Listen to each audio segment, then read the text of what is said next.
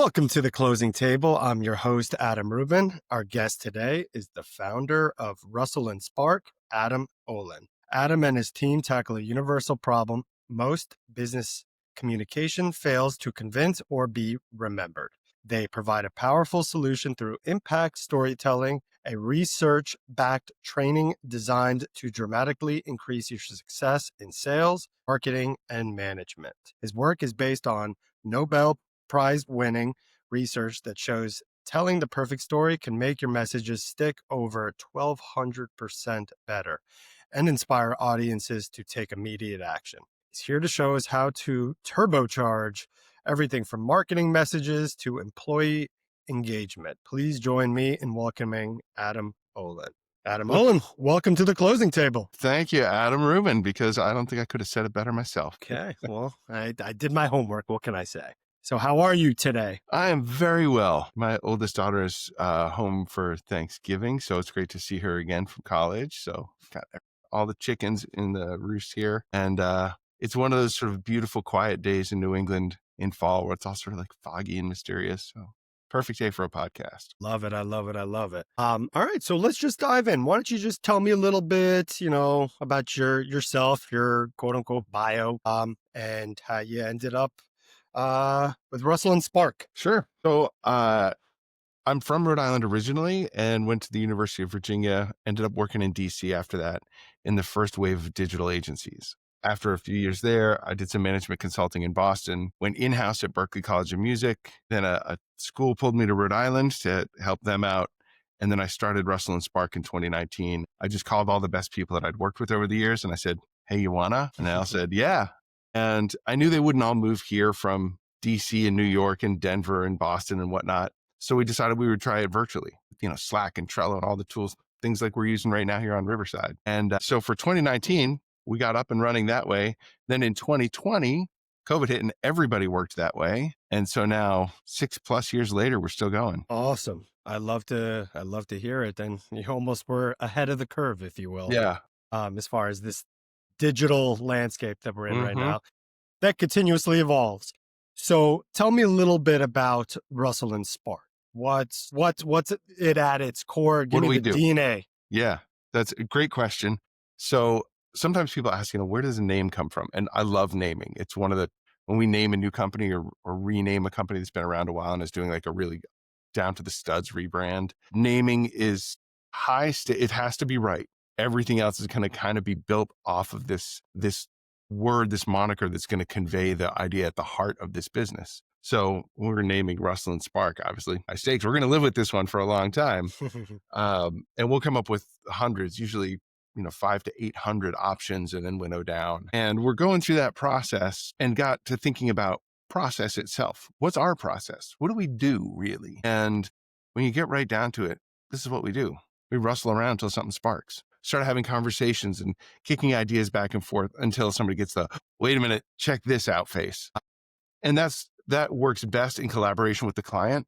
We really know branding and naming and filmmaking and like all of the disciplines that are part of our world because we're a branding and marketing agency. And we're a quick study, as any agency has to be. But we also recognize that we're never going to know the client as well as they know themselves. And so working together, they can bring their expertise and our expertise together to create something greater than the sum of its parts. I love it. And I'm a firm believer in branding and naming as well. I named my company Automation as a ploy and a takeoff of automation. Yeah, I love it. Which we'll get into in a little bit. So walk me through kind of the process of your target audience, your clients that you serve. How do you find them? Have they been with you for years and years and years? And, that's just what it is.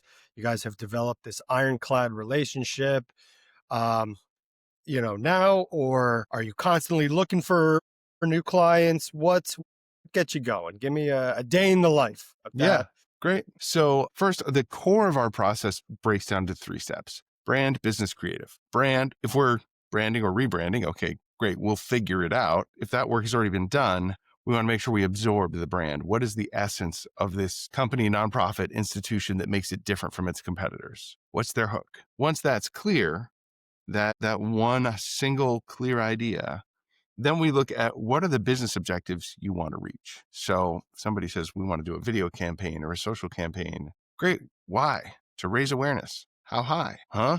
That's not a useful business goal. Say we want to reach X more people. And then what? And if you reach them and they do nothing differently, oh, well, we want them to give money or buy the product or apply to work here. And so we like to get down to what is the bottom line result that you need so that we're not wasting time looking at proxy indicators like, click-through rates are great if they convert.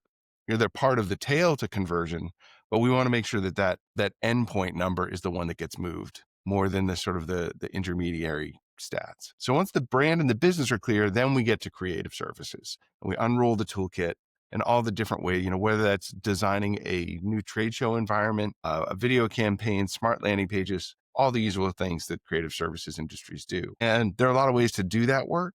Some folks really focus on the tech stack. How are we going to deliver this message to the right listener at the right time? Super important. Our approach sits on the other side of that equation, where we look at all of the delivery vehicles that are out there, websites, social media campaigns, direct mail, email, AI automation for blogging, micro-targeting, geo-targeting, et cetera, et cetera, et cetera. Those can only be as good as your message. The message they carry is the ceiling of how effective they can be. So our focus is on getting the message as sharp as it can be. So then any investment you make is going to be more, it's going to return better. And if you make no investment and you're just focusing on like word of mouth direct advocacy, if your message is better, you're still coming out ahead. And the most effective way to do this is through storytelling. What's amazing is it is like the ultimate communication Swiss Army knife. You want to close more deals, raise more money, hire better people, retain them, have them be more engaged and switched on about their job, have more effective leadership and create aligned culture. All of those, there's a way to just take storytelling, apply it in a thoughtful way that uses your brand as the pivot point, and you can make every single one of those things better. I could not agree more with you. As a former producer, I fully understand the importance of good storytelling. It has to be structured appropriately, hook, if you will, good body, and a good closing or CTA. So I am all for it. And, really understanding your audience is super important. The story you may tell to one person may be different than you would tell to other, even though the results are exactly the same. So I totally get it. What do you typically do for your pre-production or to figure out what story do you want to tell and how can you best effectively deliver it to the audience? Several great questions wrapped all in one candy coating there. It's the producer in me. Yeah, absolutely. Wow, you gave me a lot to run with. So the first point is we don't try and tell your story. You should tell your story. Now, where we help people tell their story, I love doing capacity building inside clients where we'll go in and train everyone there how to tell a brand aligned story. And that has several benefits right out of it. Even if the project ends there, they come away way ahead. If we say, all right, here's the brand idea at the heart of your story, at the heart of your company. Now I want every person here, after we've sort of done some training of like, here's the structure to follow, here are the steps.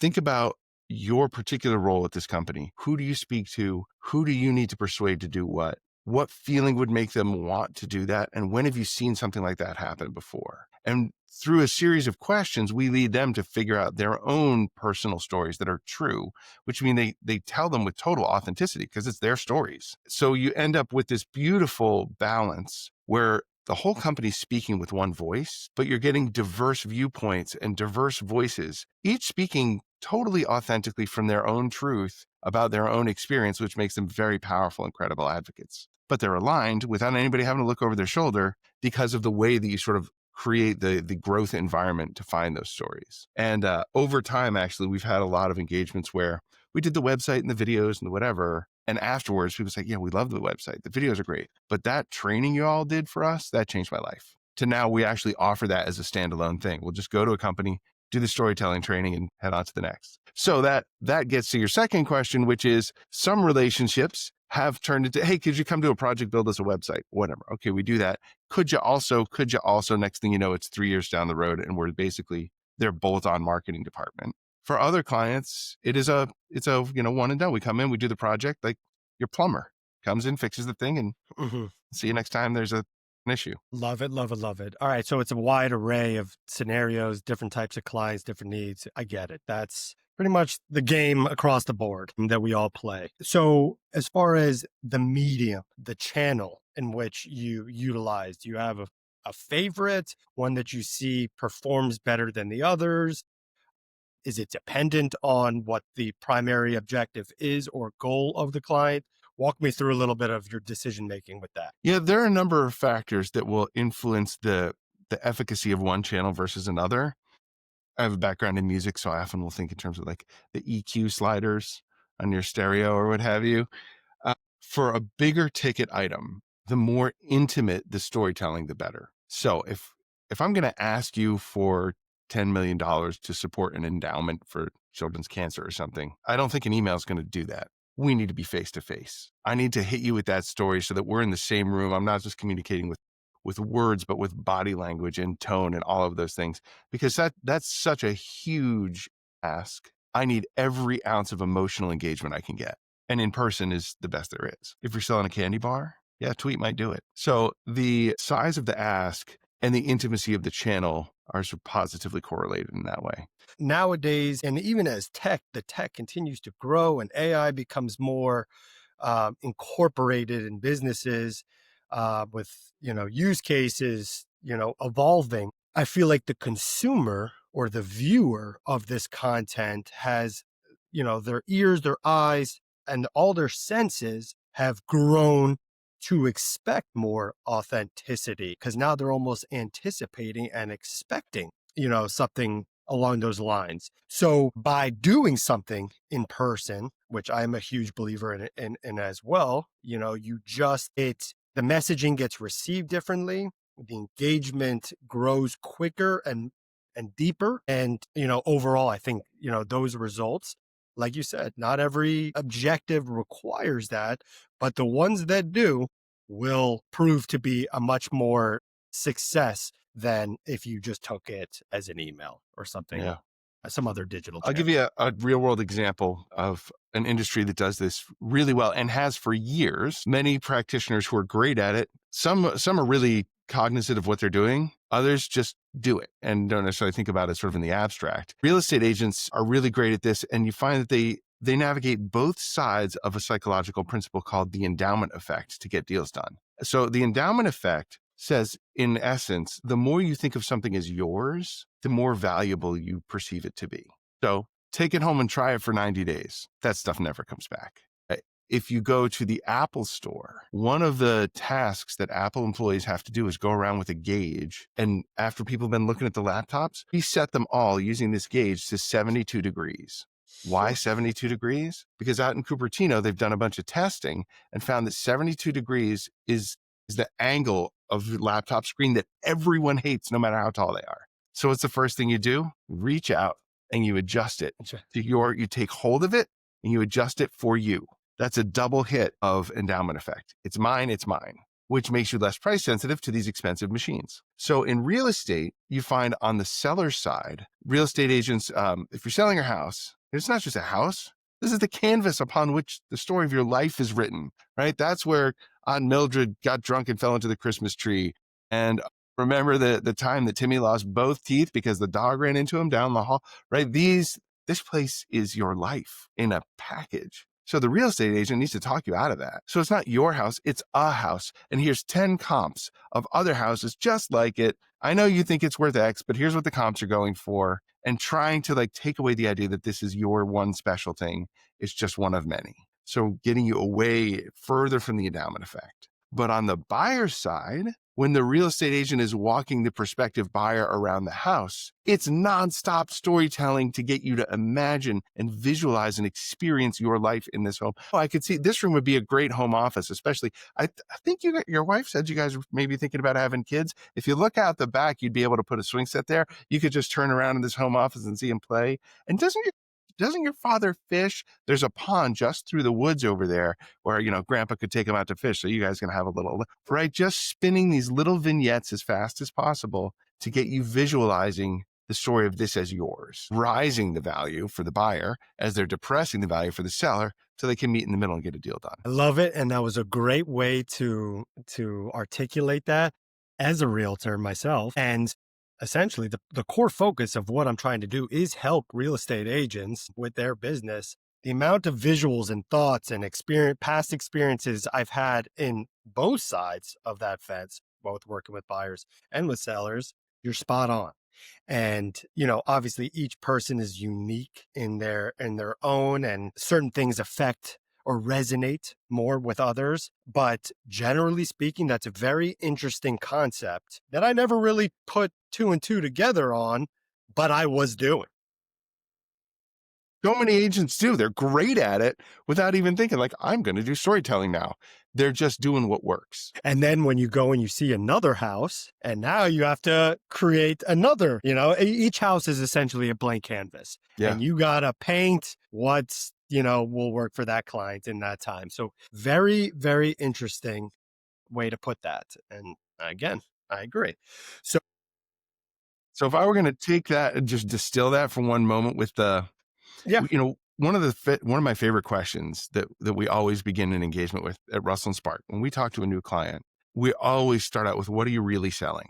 And sometimes you can see in their eyes, like, didn't you read the sign? It says sneakers. Except that's the transaction. Action is right there in the word, and action follows decision. The decision happens before the transaction, and it happens in a part of the brain that is completely surrounded by the emotional processing centers. So the moment of decision is always emotional. And I do a lot of keynote speaking for conferences and things like that, where I talk about storytelling and how to apply it to your sales or your fundraising or your recruiting and retention, whatever. And when I do that and I talk about the parts of the brain that are involved in decision making, I say, science shows what common sense knows, right? In recent years, we've put people in fMRI brain scans to watch what parts of the brain light up when they're making decisions. And you can see it's all emotional.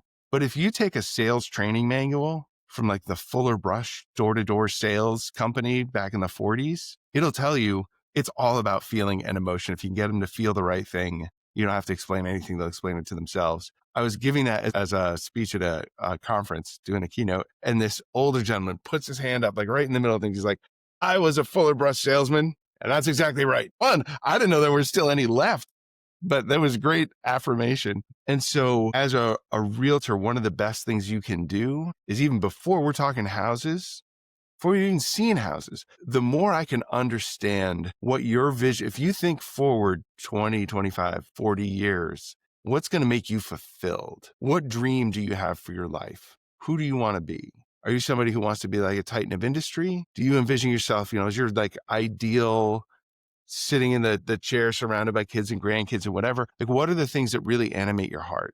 Because that's going to be the thing that helps me contextualize different. This one's in the woods. That one's by the coast. This one's downtown. Each one of those has to become a pathway to that future. And that can greatly simplify the job of, that improvisational storytelling. It ain't easy. It's effective. It's simple, but it's hard. It's a real skill, like becoming an improv comedian. And you can improvise a lot more easily if you put some guardrails around it. Like, I know she wants to be a painter. I know he wants a whole tribe of grandkids. All right, those are the things. Those are the sort of two elements I have to work with in each of these places. And if you want to if you really want to like amp it up, find out what they feel is the limitation in their current situation. What's holding you back from being a painter or having that huge tribe of kids? Well, I need to make more money. Well, this house downtown, it doesn't have the pond, but it's really close to the office. You'd be able to make a lot of money to send all those kids to college and, the support and the whatever. All right, so I'm going to take a different route to that same scene, but understanding the current limitation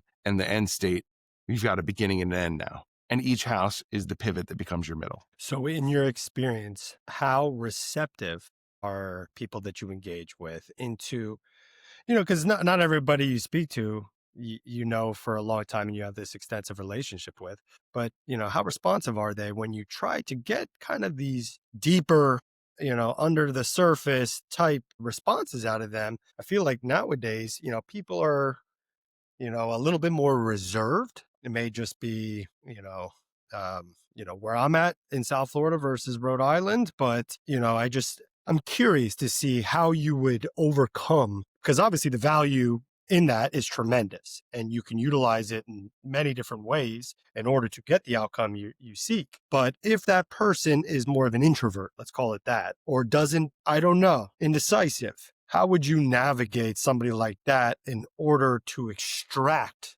that information that ultimately drives and the DNA of your output for them? In terms of being able to get this sort of what are your dreams, what are the blockages? Yeah. Some Yeah, yeah, people yeah. just don't know.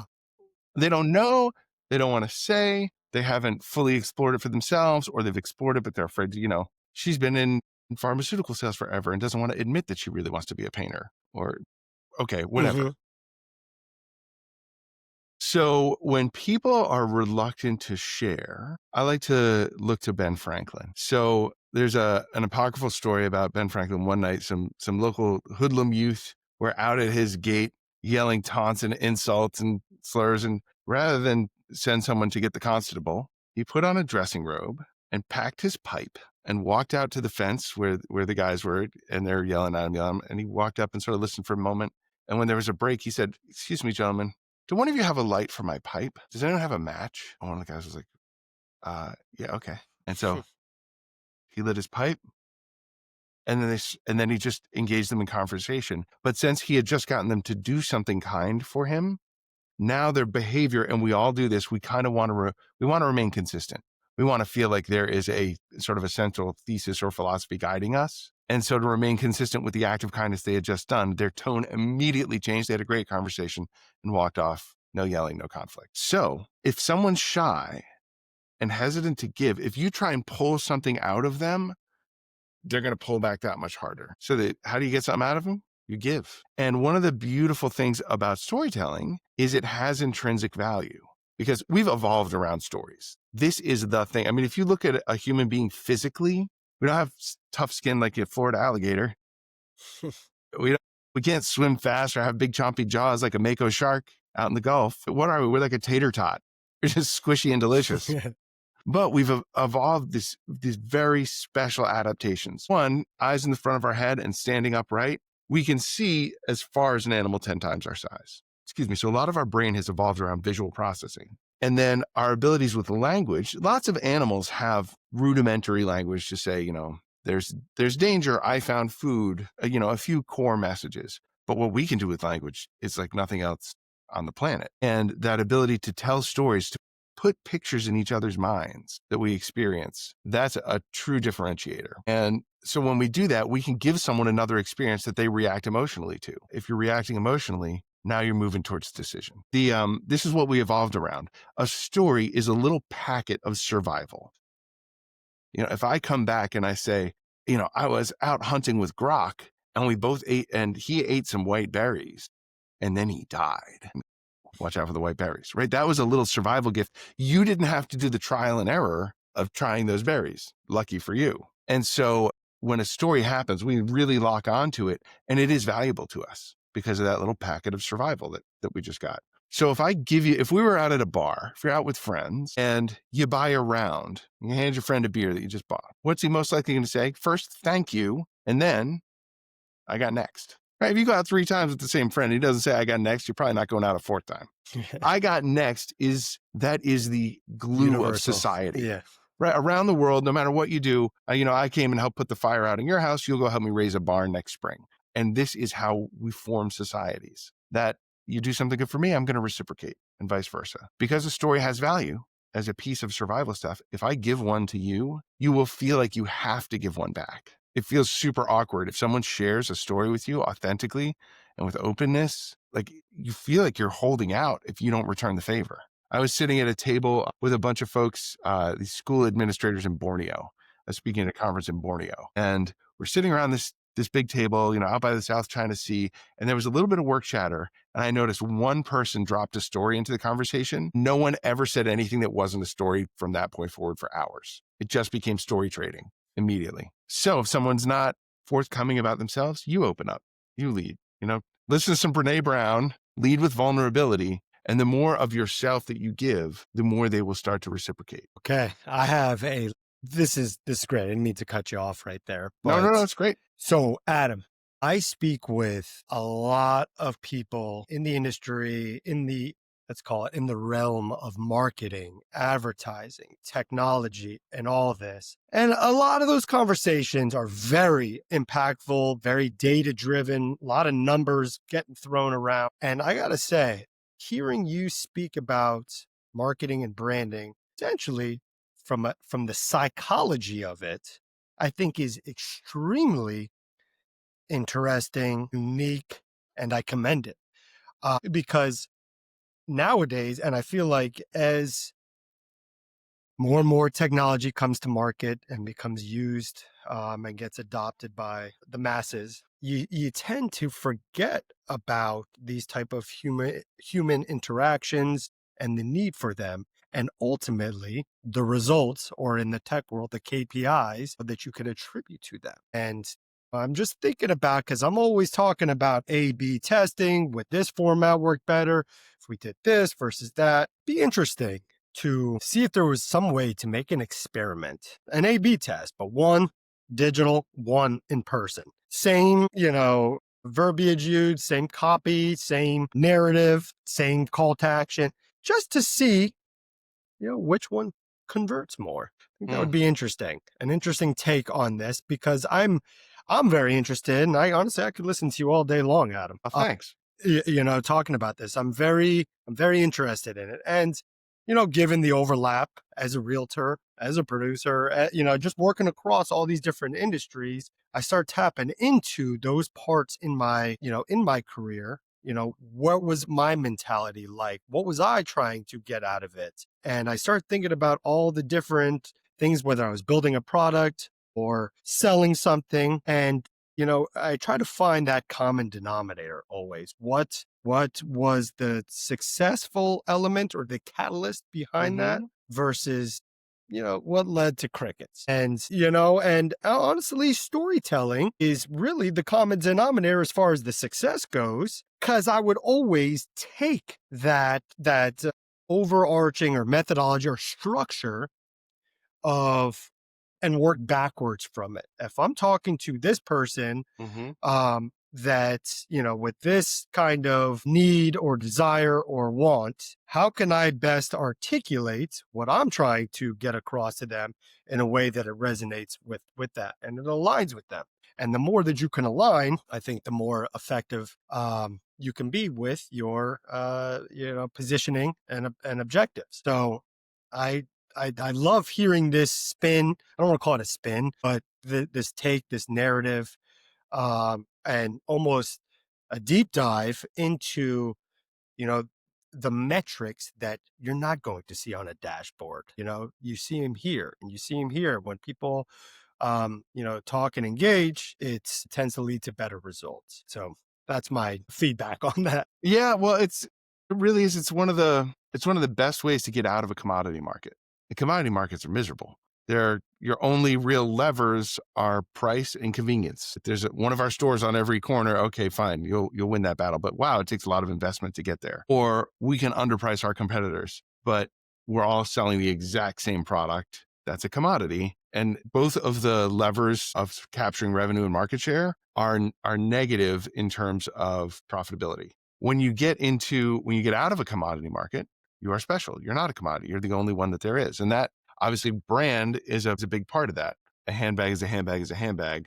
A Louis Vuitton handbag is a very different thing than a knockoff Louis Vuitton handbag. And that's where the power of brand comes in. And one of the quickest ways to make something special and not a commodity is to imbue it with the magic of story. And there actually is a fascinating experiment around this. It's called the significant objects experiment.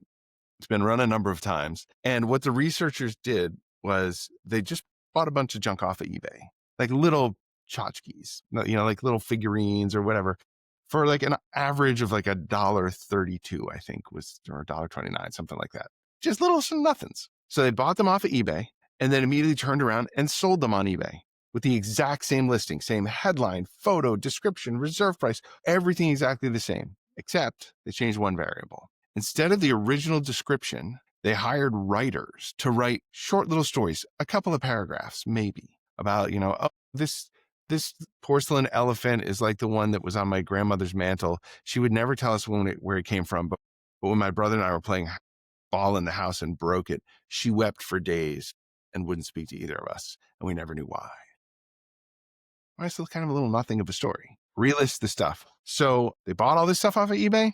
relisted it, all the same, just changing description with a story.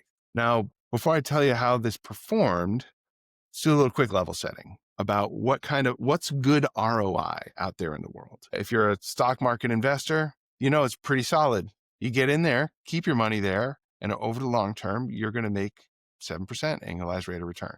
Pretty steady. There are ups and downs. There are bubbles. There are, irrational exuberance and irrational depression and all those things. But over the long haul, you make 7%. As a realtor, you know that in residential real estate, you do almost twice as good.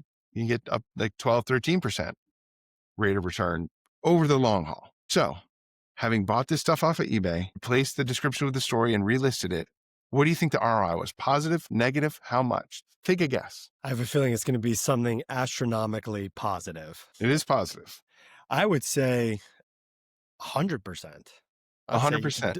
100%. Okay, so if the stock market does 7%, residential real estate does 12 to 13, you think just changing the description for a story could go to 100%. Well, for the eBay specific, yes. I'm not going to make you defend it too hard because you're low.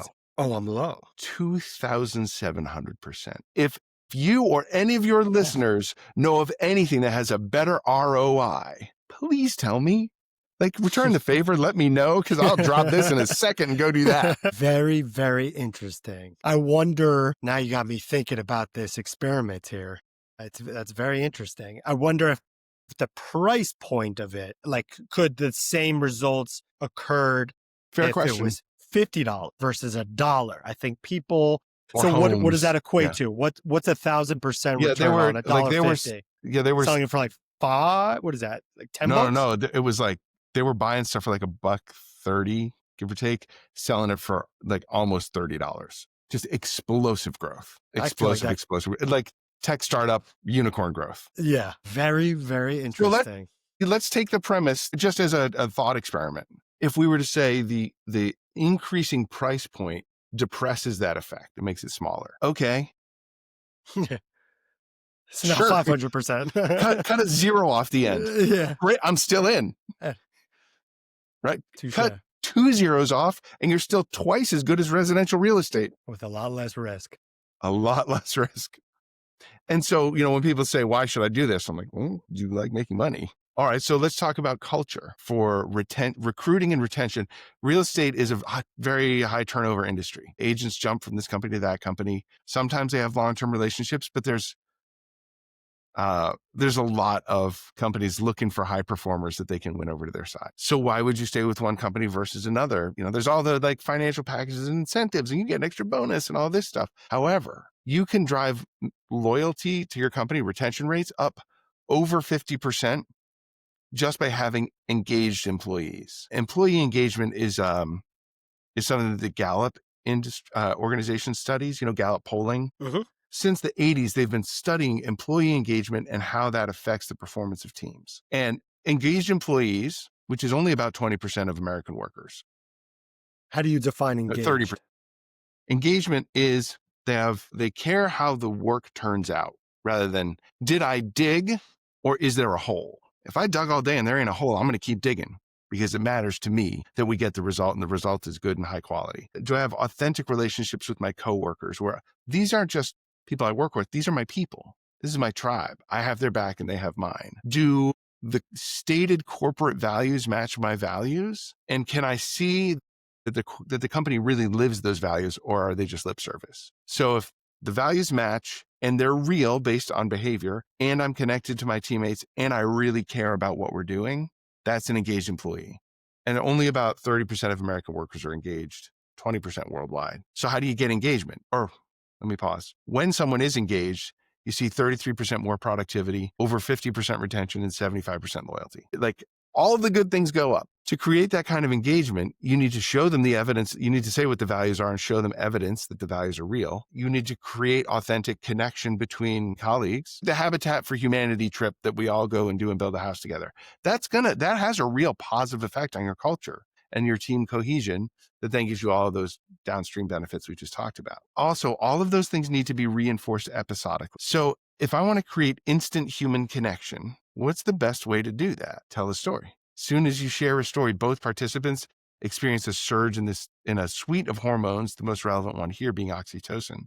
That's the chemical of empathy and bonding, how we know who our friends are, who our family is, because we get high oxytocin signals. So you trigger that with story. Every story is a new episode, so reinforced episodically. In terms of what are the corporate values, you can tell me you care about the customer, you care about your employees first. You can say that all day long. If I help a customer out in a way that hurts profitability and get yelled at, I know that value is BS. But if I help a customer in a way that hurts profitability and I get an attaboy, okay, that's real. So how can you show that without making the claim, we care about our employees? I just tell you a story about an employee who did a thing. Who's great at this is Nordstrom, right? Their reputation for decades has been just outrageous customer service. Like the person who returned snow tires to Nordstrom in Seattle. They've never sold snow tires ever. But, ma'am, are you sure you got those here? Yes, I'm positive. All right, here's your money back. And the manager says, good job. They later figured out before the Nordstrom had been built, there used to be a gas station there. And that's where this woman had remembered getting the tires. No. But the point being, now if you were onboarded at Nordstrom today and you heard that story and, I could tell you one or two others, immediately you know how to improvise in unknown situations and be on brand. And you know that you're not going to get in trouble for, should I help this person with this thing? This is what we do here. And that sense of, I know what we're really about. I know that it's real because I've seen the evidence when I visualized the story you were telling. I've internalized all that stuff, and all that will create engagement. Makes total sense. Do you think the recipient of the story, if they're being told it verbally, face to face, reading the story or watching the story, makes a difference? I do. The effect gets stronger the closer you are to being in person, right? Because body language, tone, occasional touch, that when we were talking about the real estate agent improvising as they show us around the house, like the little touch on the arm that you get to, oh my gosh, look at this, right? All of those little moves that are just subconscious and they happen naturally, but they're creating closeness and intimacy and connection that further open up the listener to the spell that's being cast by the story. Now, video does it pretty effectively because I can see face, I can hear tone. Writing takes it down a step from there. But there are enough great books out there that clearly this stuff can be communicated in print or digitally. Very interesting, Adam. So let me ask you a question as far as technology goes and AI goes, because now we fully broke down the way the cognitive elements portray in deal making, if you will. So right now, let's kind of dive into metrics that most people put a large emphasis on. I'm curious as to what you think, if you could pick one metric that you think people put a lot of emphasis on, but doesn't really, equate to performance, good or bad. And one, the opposite of that you think nobody really looks at, but does have a big impact on performance or results. Does that make sense? Yeah. So there are a lot of different numbers you can look at, and many of those numbers can be helpful in isolation, some of them not. Very often they tell a better story in the context of other metrics. So I'll give you a real example from some work that we did for schools, like independent schools, where every school we've ever worked with, there's always sort of this fog around the sales funnel, and they need to get people to inquire, send me some stuff, then to apply to the school, and hopefully they get in. And of the ones who get in, who chooses to go here or elsewhere, right? Any tuition charging institution is like this: college, university, independent school, it doesn't matter. And we've seen a lot of, what's our bounce rate on our website? What are our overall traffic numbers? And those can be meaningful, but we prefer to look at the admissions metrics, and look at the interaction between those numbers to diagnose where the soft spots are in the process. Is it our marketing team? Is it the handoff from marketing to admissions? Is it admissions and their ability to close? Is it unclarity of message? Are we getting the right candidates, the wrong candidates? And those four numbers can do all of that diagnosis based on the way the trend lines interact. So overall, if your inquiries are going up, great job, marketing. You're getting the word out and people are taking a look. They like that initial pitch that, hey, try this, is getting them to take the free bite of Tokyo chicken in the mall and say, All right. Or I don't like it or whatever, but you're getting more people to take the bite. If that number is rising, but applications are not, if those numbers are getting farther apart, it means you're getting inquiries with people who actually don't like the second look. So the marketing message is getting too far away from the ground truth of what the place is like. And you got to get those a little closer. All right, let's say those numbers are close together. Inquiries are going up and applications are going up. So the pitch is landing. When people come to sort of scratch the paint, they like what they see and they go ahead and apply. But the number of people applying is getting farther away from the number of people who are getting in. That means our targeting is bad. We're actually targeting people who they're not well qualified leads for the product that we have to sell, which real estate's not that different from schools in Yeah. this regard. How well qualified are your leads? All right. So if inquiries are going up and admissions are tracking up and staying close to that, acceptances are also going up. Well, that means we've targeted the right people. They liked the first look. They liked the second look. They've stepped closer. But if all of that is getting farther away from the lead line, from the yield line of people who actually, once you've offered them the thing, they accept your offer, well, that means you got a problem with your closing system and who's actually getting this deal across the line. And so looking for where the gap is can tell you which team needs help and support and what kind of support do they need. Makes total sense. And I think that analogy was applicable in a lot of workflows across the board. Conceptually, that's what you're doing. The target audience varies, but the end game and your approach, especially in the digital landscape, essentially that same progression. So And this is, go ahead. no, so with now AI entering the mix, I'm curious to hear what your take on that is. Does that help the process? Does that muddy the process? Does that confuse the process? What's your take on AI, as it stands today? And, where do you think it'll ultimately end? Perfect question. I'm gonna hold off on the where will it ultimately end up, because wow, does that get, Yeah. utopia or like a RoboCop? Like it could go it could go a lot of different directions that are In way 12 to outside 18, my 12 yeah. months, we'll go with a year. I'll tell you what I'm observing about everyone's first instinct with AI, how that is causing more problems than it solves, but how a different approach to AI can do wonderful things. So most people see AI and they think, ooh, more. I could do more. I can send more emails to more people. Like, here, AI, you write all these emails. You go do this prospecting. More. I can do my social media posts for me, generate more stuff. Now, because everyone's first instinct is more, we're all just overwhelmed with the barrage of AI stuff coming at us. Some that's just pure slop, some that's better quality, but there's just a lot. And so it's leading to people having to filter even more aggressively what they actually pay attention to. So using AI to generate more while everyone else is doing more, it's not helping writ large. And I don't think it will be very successful on the end.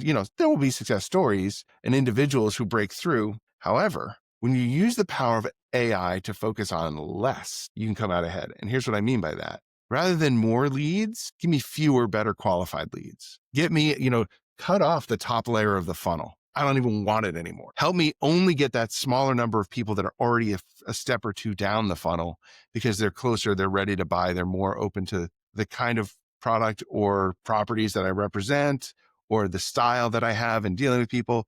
The more AI can help you sort of niche down on your real people, the folks most likely to buy, that's where the magic is. Well, I'm certainly glad we are aligned in that regard, because this could have taken a real awkward turn. And I'm glad it didn't. No, because honestly, when I got into this business, it was with that methodology entirely. And yes, because you can do more, or you can cast a bigger net, what that essentially means is if you're talking to more people, you're talking to no people. And what I mean by that is, and I think it's a good 180-degree moment here with what we were talking about at the beginning about personalization and storytelling. If you're talking to everybody, or you're trying to target everybody because you simply can, you're not going to engage them in the way that they need to be engaged. So I think, similar to the school analogy, it's not just one element of it or doing one part of AI, it's how you create the entire system to make sure that you are speaking to, talking to, getting in front of the quality people, the people that you want to engage, and you are reliant on historical data that backs that up. And what I have seen firsthand is, and I've been on both ends of the spectrum. I've been the agent paying for the leads, which sounds all pretty. Here's 10,000 leads. Good luck. Go. And, you send out there, be lucky to have First maybe place is a 100. set of steak knives. Exactly. You'd be lucky to talk to 100 people.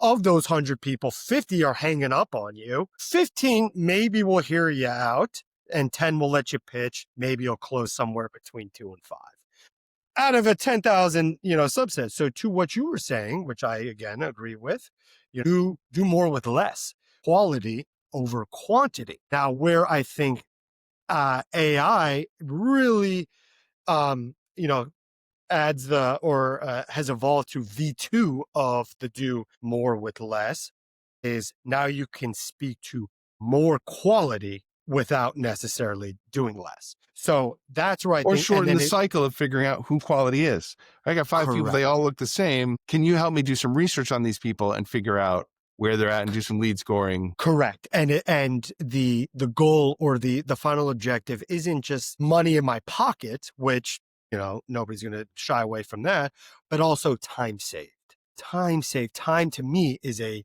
crucial or one of the most, if not valuable currencies we have as human beings. So if you're able to put more time in your pocket or back in your life to do whatever it may be with your kids, go on trips, go for morning runs, play sport, whatever it is that, makes you tick. That is also a way that I define as success, in addition to obviously the monetary results too. So like the campaigns and the analogy we were just going through, you have to look at it in totality, a holistic view of it. All right. If I'm going to approach you and I'm going to say, hey, I'm going to save you time, I'm going to save you money, and I'm going to get more deals in your pocket. And let's loop in the realtors, for instance. They go to those big brokerages because they have the operation systems, the tech systems, the mark systems in place for them. But what are they sacrificing by going there? Their commission. You go to a smaller brokerage that doesn't have all of that in place, but they get to keep, for the most part, all of their commission or very little is going to the brokerage. Now, where I'm coming in here is I'm trying to flip that upside down, is saying, all right, I'm going to equip all these small brokerages, these independent agents, these small teams with equal operations, marketing capabilities, social media engines, but you also get to keep your commissions. And that's kind of my angle into it, as well as I know the industry and I can speak to them genuinely because I've been there and, tell that story regardless of who they are. So that I just wanted to give you a little context of where I'm coming from. Yeah. Thank you. And, what I'm trying to accomplish with my initiatives. So I hope that helps. It's just listening to you talk and thinking about this industry, and not to get too deep on me search as opposed to research, but both in personal experience and friends, colleagues, folks I know in the industry, I think there's a real opportunity to use AI for lead gen, for back-end lead gen. So most folks look at AI and they think this will help me with cold outreach, finding new prospects, building trust, getting a deal done. Okay, great. What could be better than that if I don't have to build the trust, if it's already there? And that's where using AI to create a really great aftercare sequence. I've never had a realtor reach out more than a year into being a new place. And usually not maybe once. Hey, how's the new place? Great. All right. You know anybody else? Keep me in mind. And that's kind of it. But if you using AI to thoughtfully to say, here are the things that I would like to do for each of my customers. I'm not going to remember to do it for everybody. But 6 months in, if we know this about their property, say, well, here's this program from the state or from the federal government that actually pay 80% of your cost to re-insulate your home or do these energy efficiency things. Or you have a home that's historic and qualifies for the XYZ. Or now that it's winter, because you have a south-facing blah, blah, blah, using AI to take some of those details about the property or the people and extend your ability to be thoughtful at scale with more previous customers, that's a level of service they're not expecting that reinforces the relationship, the positive experience they had with you. And that's when you're going to get that referral deal that requires much less trust building because you come in pre-qualified. Absolutely. And those are all elements into the business that I'm, incorporating. There's a whole cycle for prospects and clients pre, post closing as well. So we are certainly aligned in that regard. You have to continuously add value while protecting the moat around your core offering is always how I try to Yeah. envision my process. And as long as you're adding additional value or unique value in many shapes, sizes, and forms, the engagement should follow. That's the overarching philosophy. Adam, on that note, I want to just thank you You're so welcome. for your time, for your efforts, for your insights, just your overall professionalism, and just being a good human being. You told a pretty good story today. Thank you. I'll give you one more thing for your listeners. If they're listening to this and saying, well, this all sounds great, how do I do it? I want to be able to do this stuff, but I don't know how. Okay. There's an online course that we created to help people get jobs. It's called Story Strengths. Basically, you go online, you click the button, off you go. And it's 33 video lessons with interactive worksheets where we have an HR professional punch up someone's resume. We keyword optimize it based on their ideal job descriptions. But then the big part is teaching them step by step how to do this kind of storytelling. Now, that course was created in the context of job seekers. If you're not looking for a job, you'll still learn all of the story strategy and how to construct these things so that when you get a couple of inputs from your prospect, you'll know what to put together for them. I love it. Please share with me information, links, how to find it, how to find you. I will incorporate it into the video so our viewers can find you, reach out for more information. And I certainly hope this is the first of many conversations that we have. You are always welcomed back to the closing table. And I wish you a happy Thanksgiving, and we'll chat soon. Thanks, Adam. You too. Happy Thanksgiving. Take care. 1,